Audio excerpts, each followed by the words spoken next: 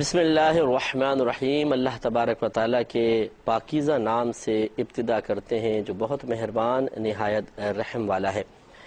الحمدللہ 53 اور 54ویں حدیث پر درس ہمارا مکمل ہوا تھا، اور ان دونوں حدیثوں میں تقریباً مضمون ایک جیسا تھا کہ نبی کریم صلی اللہ علیہ وسلم نے اپنے گھر والوں پر جو کچھ انسان خرچ کرتا ہے اسے صدقہ قرار دیا تھا، اور اس پر اجر و ثواب کی بشارت بھی عطا فرمائی تھی۔ لیکن میں آپ کو عرض کر رہا تھا کہ بہت سی چیزیں ایسی ہوتی ہیں جو کہنے کی ضرورت نہیں ہوتی ہیں، خود بخود ثابت ہوتی ہیں۔ چنانچہ یہاں پر بھی یہ کہنے کی ضرورت نہیں ہے، اور نہ نبی کریم صلی اللہ علیہ وسلم نے اس کو بیان فرمایا کہ وہ صدقہ رزق حلال سے ہونا چاہیے تب ثواب ملے گا، اور یہ انڈرسٹوڈ ہے کہ رزق حلال سے ہونا چاہیے کیونکہ اللہ تبارک و تعالی حرام کو قبول نہیں فرماتا۔ نبی کریم صلی اللہ علیہ وسلم نے ارشاد فرمایا کہ اللہ تعالیٰ پاکیزہ ہے، وہ پاکیزگی کو ہی قبول فرماتا ہے۔ تو لہٰذا یہ بالکل ایسا ہی ہے جیسے ایک ڈاکٹر کے پاس کوئی مریض آئے اور وہ بخار میں مبتلا ہو، اور ڈاکٹر اسے گولی دیتے ہوئے کہے کہ یہ بہترین گولی ہے، انشاءاللہ تمہارا بخار اتار دے گی، تو ڈاکٹر کو یہ کہنے کی ضرورت نہیں ہے اب اس کے ساتھ ساتھ آپ آئس کریم، ٹھنڈا پانی نہ پیجیے گا، نہ کھائیے گا، نہ آپ ٹھنڈے پانی سے نہائیے گا، نہ آپ اے سی کھول کے اس کے سامنے بیٹھ جائیے گا، ایسا نہ کرنا، اس کو کہنے کی ضرورت نہیں ہے، یہ خود بخود ثابت ہے۔ اور اب اگر کوئی شخص یہ کہے کہ وہ گولی کھانے کے بعد خوب نہائے ٹھنڈے پانی سے اور اے سی چلا کر بیٹھ جائے اور آئس کریم میں کھا رہا ہو اور کہے ڈاکٹر صاحب نے تو کہا تھا گولی کھاؤ بخار اتر جائے گا، انہوں نے کوئی کہا تھا کہ یہ چیز یہ کام نہ کرنا، تو یہ کہنے کی ضرورت کوئی تھی؟ تو خود بخود ثابت ہیں چیزیں کہ جب آپ ایک چیز حاصل کرنا چاہتے ہیں تو وہ چیزیں جو اس کی راہ میں رکاوٹ بن رہی ہیں انہیں ختم کرنا ہی ہوگا۔ اسی طرح اللہ تعالیٰ کے نبی جہاں کہیں پر بھی ثواب کے ترتب کی بات کرتے ہیں تو وہاں ان چیزوں کو ختم کرنا ضروری ہے جو اس ثواب کے حصول کی راہ میں رکاوٹ بن رہے ہوں۔ تو کوئی بھی اس حدیث کو دیکھ کر جاہل شخص یہ نہ کہے، کیونکہ ہوتے ہیں بعض ڈیڑھ ہوشیار قسم کے، نبی کریم صلی اللہ علیہ وسلم نے کہاں ہی فرمایا کہ رزق حلال کھلاؤ گے تو ثواب ہے ورنہ نہیں، وہ سرکار نے تو فرمایا بس خرچہ کرو ثواب ملے گا، تو ہم تو کر رہے ہیں خرچہ، اور کر رہے وہ حرام سے ہوتے ہیں یا ناجائز اور مکروہ روزی سے وہ کر رہے ہوتے ہیں، تو یہ اس لیے یہ بیوقوفی کی باتیں نہ کی جائیں، اور جو ہم نے آپ کو سمجھایا وہ اصل شریعت ہے اس کو توجہ سے سماعت کیا جائے۔ ایک تو دیکھیں میں نے آپ کو بتایا تھا کہ نبی کریم صلی اللہ علیہ وسلم نے یہاں جو کچھ گھر والوں پر خرچہ کرنے کو صدقہ قرار دیا یا اس پہ ثواب کے ترتب کی بشارت دی، یہ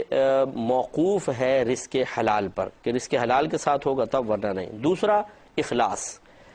نیت اخلاص ضروری ہے، اللہ تبارک و تعالیٰ کی رضا ضروری ہے، حصول ثواب کا ارادہ ضروری ہے، اس پر بھی ثواب ملے گا اگر آپ اپنے گھر والوں کے دل کو خوش کرنا چاہیں۔ بچوں کو کوئی چیز لا کر دیتے ہیں تاکہ وہ خوش ہوں، زوجوں کو کوئی چیز لا کر دیتے ہیں تاکہ وہ خوش ہوں، اس پہ بھی ثواب مل جائے گا۔ لیکن یوں نہ ہو کہ آپ جل رہے ہیں، کڑ رہے ہیں خرچ کرتے ہوئے، اور بڑ بڑ بڑ کر رہے ہیں اور برا بھلا کہہ رہے ہیں، مصیبتوں کہاں میں نے اپنا سر پھنسا لیا، میں تو پھنس گیا ہوں شادی کر کے، اور یہ ہو گیا اور وہ ہو گیا، تمہاری تو ڈیمانڈیں ختم نہیں ہوتی، حالانکہ وہ واجبی اور جائز کر رہے ہوتے ہیں، یہ لو پیسہ مرو دفع ہو جاؤ، اس قسم کی 50 جلی کٹی سنانے کے بعد پھر جیب سے پیسہ نکال کے انسان پھینکے گا، اس پہ کیا اس کو ثواب ملے گا؟ اس کا مطلب اللہ کی رضا کے لیے تو نہیں دے رہا، وہ تو جان چھڑا رہا ہے، بوجھ سمجھ کے دے رہا ہے، اتنی دل آزاریاں کر کے دے رہا ہے، کیا فائدہ پھر آپ کے پیسہ دینے کا؟ یعنی اتنا تو فائدہ ہے کہ دنیاوی نفع ہو جائے گا، وہ بھی گھر والوں کو، آپ کو کیا نفع ہوگا؟ یہ غلط روش ہے۔ اگر کوئی ایسا کرتا ہے تو اسے اللہ کی بارگاہ میں توبہ کرنی چاہیے اور خوش دلی کے ساتھ گھر والوں پر خرچ کرنا چاہیے۔ جیسے کہ میں نے پچھلے پروگرام میں ایک حدیث عرض کی تھی کہ نبی کریم صلی اللہ علیہ وسلم نے ارشاد فرمایا کہ جو اپنے گھر والوں پر خرچ میں وسعت کرتا ہے اللہ تبارک و تعالی اس کی روزی میں وسعت عطا فرماتا ہے، برکت عطا فرماتا ہے۔ تو میں صحیح آپ کو یہ عرض کر رہا ہوں کہ آپ اپنے گھر والوں پہ جو کچھ خرچ کرتے ہیں یہ آپ کا احسان نہیں ہے بلکہ گھر والوں کا احسان ہے کہ وہ اس کو قبول کر لیں۔ کیوں؟ اس لیے کہ آپ پیسہ دے رہے ہیں اور وہ جواب میں آپ کو ثواب دے رہے ہیں۔ اب میں آپ سے پوچھتا ہوں کہ پیسے کی قدر و قیمت زیادہ ہے یا اجر و ثواب کی زیادہ ہے؟ کیونکہ پیسے سے آپ جنت نہیں خرید سکتے، اجر و ثواب کے بدلے میں آپ کو جنت ملے گی۔ پیسے سے آپ اللہ کی رضا براہ راست نہیں خرید سکتے، اجر و ثواب اللہ تعالیٰ کی رضا کے حصول کا سبب بن جاتا ہے۔ تو معلوم یہ ہوا کہ یہ وہ بڑی قیمتی چیز دے رہے ہیں اگر دیکھا جائے تو۔ اس لیے ہمارے اکابرین نے لکھا ہے کہ پہلے زمانے کے بزرگان دین کے پاس جب کوئی حاجت مند آتا اور وہ اس کی کوئی خدمت کرتے تھے، اس کی ضرورت کو پورا کرتے تھے، تو کبھی یہ نہیں سوچتے تھے کہ ہم احسان کر رہے ہیں، بلکہ بعض اوقات کہتے تھے کہ یہ تمہارا احسان ہے کہ ہم سے آ کے تم نے اپنی حاجت کہی ہے، اس لیے کہ ہم تو تمہیں پیسہ دے رہے ہیں اور تم جواب میں ہمیں ثواب دے رہے ہو، بڑی چیز تو تم دے رہے ہو، ہم کہاں دے رہے ہیں، احسان تو آپ کا ہے۔ کاش یہ سوچ بن جائے اگر مخیر حضرات کی اور پیسہ خرچ کرنے والوں کی، تو بہت ہی پاکیزہ سوچ ہے۔ لیکن ہم تو اپنا، میں نے جیسے ابھی اخلاص والی حدیث پر ہمارا کلام چل رہا تھا کہ ہم تو اگر پیسہ دیتے ہیں تو چاہتے ہیں کہ سامنے والا غلامانہ طریقہ اختیار کرے، اس کی نگاہیں جھکی ہوں، لہجہ دھیما ہو، ہمارے سامنے کبھی آنکھیں اٹھا کے بات نہ کرے، اونچی آواز سے بات نہ کرے، ہم آئیں تو کھڑا ہو جائے، سلام میں پہل کرے، ہم سے ملنے کے لیے آئے ہم اس کے پاس ملنے کے لیے نہ جائیں۔ اس قسم کے اپنے جو اچھے اعمال ہیں اور جو کچھ ہم نے احسانات کیے ہوتے ہیں اس کو اس طرح کیش کرنے کی کوشش کرتے ہیں، اور یہ نہیں سمجھتے، اس پہ یہ شیطان اور نفس کی چالوں کو نہیں سمجھتے کہ اس طریقے سے ہمارے بعض اوقات نہ صرف اجر و ثواب میں کمی ہو جاتی ہے، بلکہ بسا اوقات عمل ضائع ہو جاتا ہے، بالکل ضائع، اس پہ کوئی ثواب کا ترتب نہیں ہوتا ہے۔ اس کو سمجھنے کی ضرورت ہے، کاش ہم سمجھیں۔ تو خلاصہ کلام یہ ہے کہ اپنے گھر والوں پر خرچ میں وسعت کریں، جتنی اللہ تبارک و تعالی نے آپ کو ہمت عطا فرمائی ہے۔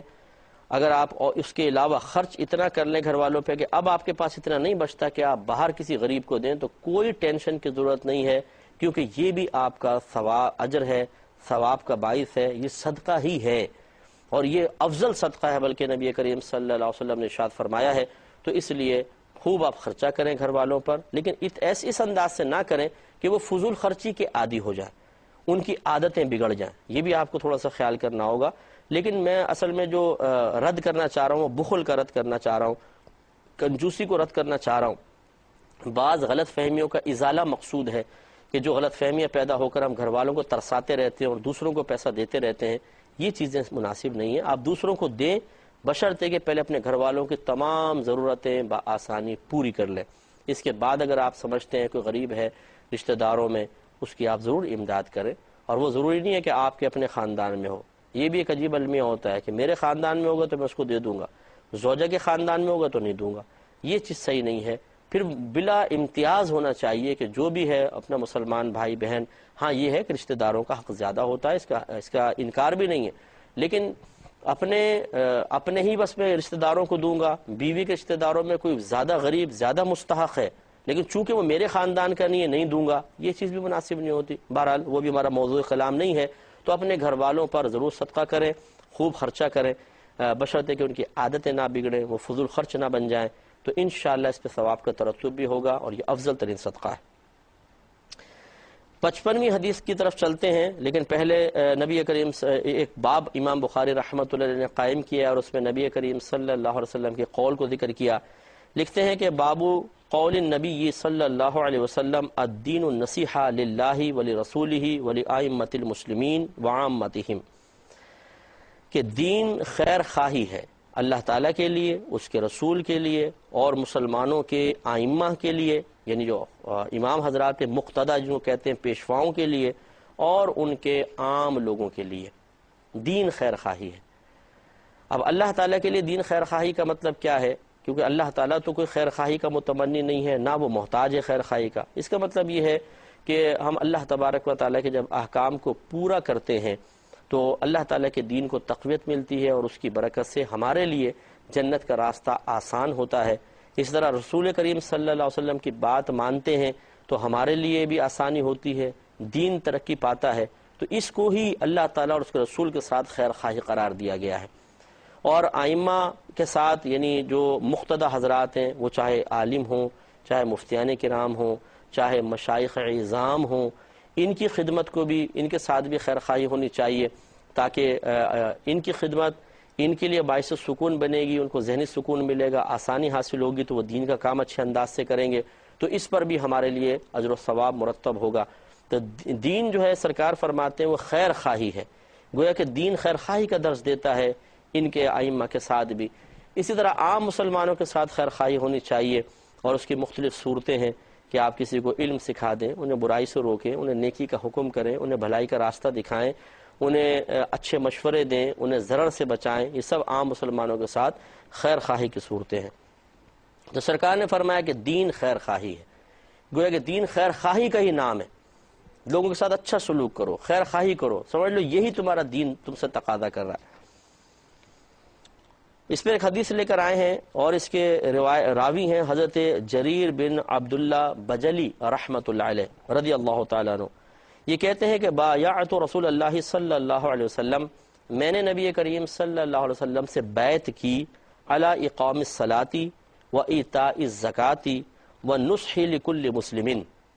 نماز قائم کرنے، زکوٰۃ ادا کرنے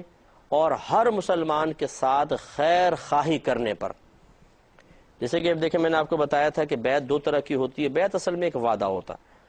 کبھی تو یہ وعدہ انسان کرتا ہے اسلام میں داخل ہونے کے لیے، اسے بیعت اسلام سے تعبیر کرتے ہیں کہ وہ وعدہ کرتا ہے گویا کہ ہاتھ میں ہاتھ دے کر ایک نبی سے، یا جیسے آج کل کوئی ہو تو کسی عالم سے کہ میں وعدہ کرتا ہوں کہ عقائد باطلہ سے میں توبہ کروں گا، اب ان کی طرف مائل نہیں ہوں گا، صحیح عقائد اختیار کروں گا اور یہ چیزیں میں مانوں گا۔ تو یہ پھر ایک وعدہ ہوتا ہے اسلام میں داخل ہونے کے لیے، اس کو بیعت اسلام سے تعبیر کر دیتے ہیں۔ اور ایک ہوتا ہے کہ بیعت فیض ہوتی ہے، بیعت ارادت کہلاتی ہے کہ انسان کسی کا مرید ہونے کے لیے، کسی سے فیض پانے کے لیے وعدہ کرتا ہے، اس کے ہاتھ میں ہاتھ دیتا ہے، تو اسے بیعت ارادت کہہ دیتے ہیں۔ یہ گویا کہ مسلمان ہو جانے کے بعد ہوتی ہے بیعت ارادت، پھر یعنی اور وہ اعمال کے اوپر ہوتی ہے۔ تو یہ بھی ایک بیعت ارادت تھی کہ حضرت جریر بن عبداللہ بجلی رحمۃ اللہ علیہ انہوں نے بیعت کی کس چیز پہ کہ میں نماز قائم کروں گا، میں زکوٰۃ ادا کروں گا، ہر مسلمان کے ساتھ خیر خواہی کروں گا۔ گویا کہ دیکھیں جب نبی کریم صلی اللہ علیہ وسلم بیعت لیتے تھے تو بیعت اسلام تو امپورٹنٹ ہے، اس کو تو کوئی انکار ہی نہیں کر سکتا، لیکن جب آپ بیعت ارادت فرماتے تھے، اعمال پر وعدے لیتے تھے، تو وہ انہی چیزوں پر وعدہ لیا کرتے تھے جو انتہائی اہم ہوتی تھیں اور جس کا اثر پورے معاشرے پر مرتب ہونے کا یقین ہوتا تھا۔ تو لہٰذا سرکار صلی اللہ علیہ وسلم نے دو چیزیں تو ایسی بیان فرمائیں جو ان کی ذات سے متعلق تھیں، اور ایک ایسی چیز کا وعدہ لیا کہ جس کا اثر پورے معاشرے پر مرتب ہو سکتا تھا۔ تو دو چیزیں ذات سے جو تعلق رکھتی ہیں وہ نماز قائم کرنا، زکوٰۃ ادا کرنا۔ اس میں حضرت خاص طور پہ پہلی چیز دیکھیں ان کی ذات کے ساتھ خاص، زکوٰۃ ادا کرنے میں ان کے ذات کے ساتھ بھی خاص ہے، اور جو جن مخصوص افراد کو زکوٰۃ دے رہے ہیں ان تک فائدہ پہنچے گا۔ لیکن جو تیسری چیز نبی کریم صلی اللہ علیہ وسلم نے فرمائی کہ ہر مسلمان کے ساتھ خیر خواہی، تو آپ یہ غور کر لیں اب ان کے سامنے جتنے مسلمان ہوں گے ان کے ساتھ یہ خیر خواہی کا ارادہ کریں گے تو اس کا اثر بھی بہت بڑے پیمانے پر پھیلے گا۔ اور یہ یاد رکھیں کہ بعض اوقات آیات یا احادیث کسی خاص واقعے سے تعلق رکھتی ہیں، وہ خاص شخصیات کے لیے ہوتی ہیں، لیکن حکم عام ہوتا ہے قیامت تک کے لیے۔ گویا کہ نبی کریم صلی اللہ علیہ وسلم حضرت جریر بن عبداللہ بجلی رضی اللہ تعالی عنہ سے بیعت لے رہے ہیں، لیکن قیامت تک کے مسلمان مردوں عورتوں کو پیغام دے رہے ہیں کہ نماز بھی قائم کرو، زکوٰۃ ادا کرو اور ہر مسلمان کے ساتھ خیر خواہی کا سلوک کرو، اچھا سلوک کرو، نیک سلوک کرو، اس سے برکت پیدا ہوتی۔ تو اب ہمیں بھی کوشش یہ کرنی چاہیے کہ اپنے نبی کریم صلی اللہ علیہ وسلم کی نصیحت کے مطابق نماز بھی قائم کریں، زکوٰۃ بھی ادا کریں اور ہر مسلمان کے ساتھ خیر خواہی کریں۔ ہر مسلمان کے اندر دیکھیں ماں باپ بھی ہیں، آپ کے بھائی بہن ہیں، بیوی بچے ہیں، ساس کے لیے بہو، بہو کے لیے ساس، نندیں، دیور، جیٹ، یہ سارے رشتہ دار بھی تو مسلمان ہیں نا۔ یہ مسلمان کا مطلب یہ تو نہیں ہے کہ صرف محلے والے ہیں یا دیگر لوگ ہیں ان کے ساتھ خیر خواہی کرو اور اپنے قریبی لوگوں کے ساتھ جس طرح چاہے سلوک کرو، یہ غلط رویہ، یہ غلط طریقہ ہے۔ گویا کہ اس میں بڑی بہترین نصیحت ہے اگر آپ دیکھیں کہ ہر مسلمان کے ساتھ اچھا سلوک کرو، خیر خواہی والا معاملہ کرو، اس کی بھلائی چاہو، اسے نقصان نہ پہنچاؤ، اس کی عزت کے زوال کی کوشش نہ کرو، اس کی ٹانگیں نہ کھینچو، اسے دوسروں کے سامنے ذلیل کرنے کے منصوبے نہ بناؤ، یہ غلط ہے، دین ہمیں اس کی دعوت نہیں دیتا ہے۔ جیسے باب میں دیکھیں نا دین و نصیحہ، کہ دین نصیحت ہے، نبی کریم صلی اللہ علیہ وسلم نے فرمایا کہ یہاں نصیحت سے مراد خیر خواہی، کہ دین تو سراپا خیر خواہی ہے، یعنی ہمارا دین اس چیز کی تعلیم دیتا ہے کہ تمہاری ذات سے کسی کو نقصان اور ضرر نہیں پہنچنا چاہیے، بلکہ فائدہ ہی فائدہ، بھلائی بھلائی ہونی چاہیے، نیک سلوک، اچھی چیز دوسروں تک پہنچنی چاہیے۔ تو اب ہمیں اس پہ غور و تفکر کرنا چاہیے۔ بس تقاضۂ بشریت ہو جاتا ہے کہ ہم سے کوئی غلطی ہو جاتی ہے، سامنے والا تنگ ہو جاتا ہے، اس کی دل آزاری ہو جاتی ہے، ہم کسی نادانستہ طور پہ نقصان پہنچا دیتے ہیں، تو پھر توبہ اور معافی کا سلسلہ ہے کہ معافی مانگ لے، توبہ کر لے اللہ تعالیٰ کی بارگاہ میں، بہت اچھی بات ہے۔ لیکن ایک ہوتا ہے کہ دانستہ تنگ کرنا، دانستہ کسی کو پریشان کرنا، ٹانگیں کھینچنا اور اس سے نعمت کے چھن جانے کے لیے کوششیں کرنا، یہ حرام ہے اور سخت ناجائز ہے۔ اور ہمارے آپ دیکھیں مسلمانوں میں 95% چلے ہم کہہ لیتے ہیں کہ 95% جو خطائیں، خرابیاں، بگاڑ پیدا ہو رہے ہیں وہ اس حدیث پر عمل نہ کرنے کی بنا پر ہیں کہ اگر ہم ہر ایک کی خیر خواہی چاہیں تو بہت اچھا معاشرہ معرض وجود میں آ سکتا ہے، لیکن ہم بدخواہ بن چکے ہیں، ہم بدخواہی چاہتے ہیں، ہم دوسرے کے لیے برا چاہتے ہیں، اپنے لیے اچھا چاہتے ہیں، اچھے سلوک کی تمنا و توقع کرتے ہیں، لیکن دوسرے کے ساتھ نازیبہ سلوک کرتے ہیں، برا سلوک کرتے ہیں۔ ایک ساس اپنی بیٹی کے ساتھ تو یہ چاہتی ہے کہ داماد بڑا اچھا سلوک کرے، لیکن جب بہو سامنے آتی ہے تو وہ چاہتی ہے کہ میرا بیٹا اس کو روزانہ میرے سامنے ذلیل کرے، بے عزت کرے، اس کو باتیں سنائے، خوب اس سے کام لے اور اس کو وہ عزت نہ دے کہ جو عزت میرے لیے باعث تکلیف بن رہی ہے۔ یہ دوہرا معیار، بیٹی کے لیے خیر خواہی، بہو کے لیے بدخواہی۔ ایسی بہو ہے، یہ بھی بڑے کارنامے کرتی ہیں۔ اپنی ماں کا معاملہ ہو، اگر ان کی بھابھی کوئی ماں کے ساتھ برا سلوک کر رہی ہے تو ہنگامہ مچا دیں گی، بھائی کے کان بھریں گی، تم غلام ہو گئے ہو، دیکھتے نہیں ہو کہ بھابھی امی کے ساتھ کیسا کر رہی ہیں، تمہارے منہ میں زبان نہیں ہے، گونگے ہو گئے ہو، یہ ہو۔ اور خود اپنی ساس کے ساتھ کیا کر رہی ہیں؟